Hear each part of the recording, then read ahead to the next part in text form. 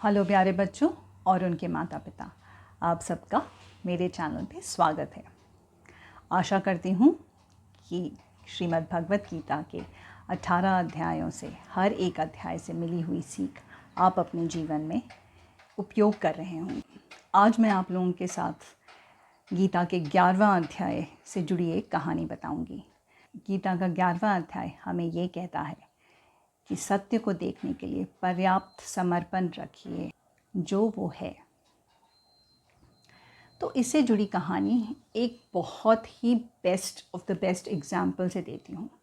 आप लोगों को वृक्ष तो पता है ना, पेड़, ट्री, जो एक छोटा सा पौधा लगाया जाता है, एक सीड लगाई जाती है और उस सीड से एक विशालकाय पेड़ बनता है। और वो जो पेड़ होता है वो इतना विशालकाय बन जाता है कि वो अपने आप को पूरी तरह से पूरी दुनिया के लिए, अपने ह्यूमन बीइंग्स के लिए, हर चीज़ के लिए अपने आप को समर्पित कर देता है, क्योंकि उसे अपनी सत्यता पता है। उसको पता है कि वो उसका कार्य है। वो विशालकाय बनता है और फिर उसके बाद क्या देता है हमें?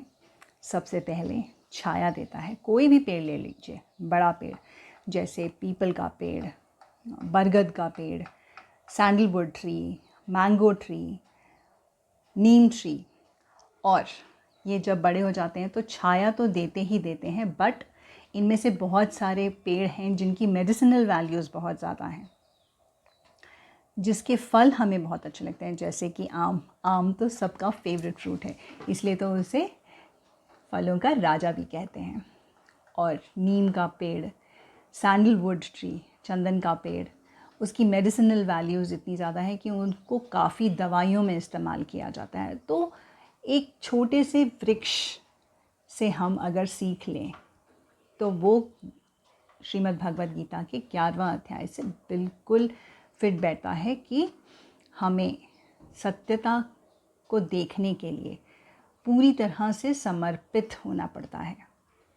और सत्य को जो हम देख रहे हैं, जो चाह रहे हैं, जो हमें पता है कि वो सत्य है, तो उसी प्रकार कहीं पे भी ये नहीं होता है कि आपको गिव अप करना है या फिर आपको किसी चीज़ से हार मान लेनी है। नहीं, किसी भी चीज़ से हार मानने की ज़रूरत नहीं है, पर जो सत्य आपको दिख रहा है उस सत्य को की तरफ समर्पित हो जाएं।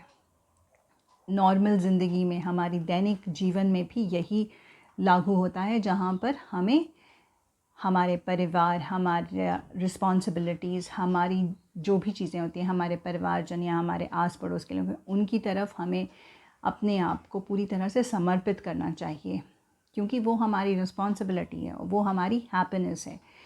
तो हमारी खुद की हैप्पीनेस के लिए हम अपने आप को समर्पित करते हैं, और क्योंकि वो सत्य है, वही हमारा जीवन है, हमारा परिवार हमारा जीवन है, हमारा काम हमारा जीवन है। तो हम अपने आप को अपने काम की तरफ, अपने परिवार की तरफ पूरी तरह से, पूरे सत्यता के साथ उस सत्य को पहचान कर अपने आप को उस सत्य की तरफ समर्पित करते हैं।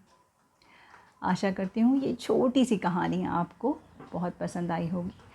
आप अपने परिवारजनों के साथ, अपने फ्रेंड्स एंड फैमिलीज़ के साथ मेरे चैनल को शेयर और सब्सक्राइब करें कि उन्हें भी बहुत सारी कहानी और ज्ञान मिल सके। धन्यवाद।